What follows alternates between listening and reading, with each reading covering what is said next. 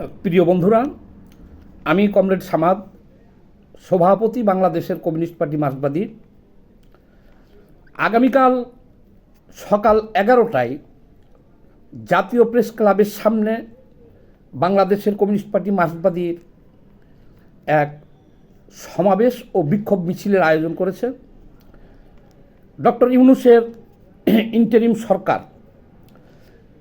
বাংলাদেশের সকল মানুষের জনমত উপেক্ষা করে, জনমতের তোয়াক্কা না করে চট্টগ্রাম বন্দর, পানগাঁও, নারায়ণগঞ্জে সহ বাংলাদেশের প্রাণ বিভিন্ন স্থাপনা, করিডোর সহ বিদেশিদের হাতে তুলে দেওয়ার জন্যে যে পায়তারা শুরু করছে, এবং ইতিমধ্যে আপনারা জানেন যে চট্টগ্রামের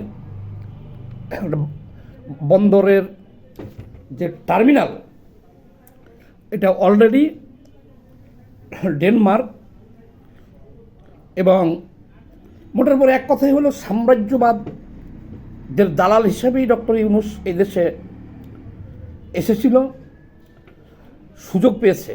আপনারা জানেন যে ডক্টর ইউনূস 2006 সালে নোবেল জয় করার পরে তাকে চট্টগ্রামে যে সম্বর্ধনা দেওয়া হয়েছিল, সেই সম্বর্ধনাতে সে বলেছিল যে চট্টগ্রাম বন্দরটার বিদেশিদের হাতে ছেড়ে দেওয়া হোক।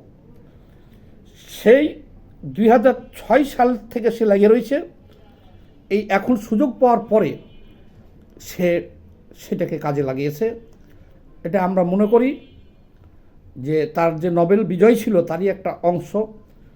তাদেরকেই যে ডেনমার্কের এই কোম্পানিকে টার্মিনাল দিয়ে দিয়েছে অলরেডি। তো এই চট্টগ্রাম বন্দর দিয়ে দেওয়ার প্রতিবাদে আগামীকালকে বাংলাদেশের কমিউনিস্ট পার্টি মার্ক্সবাদী আয়োজিত সমাবেশ ও বিক্ষোভ মিছিলে আপনারা যোগ দেন।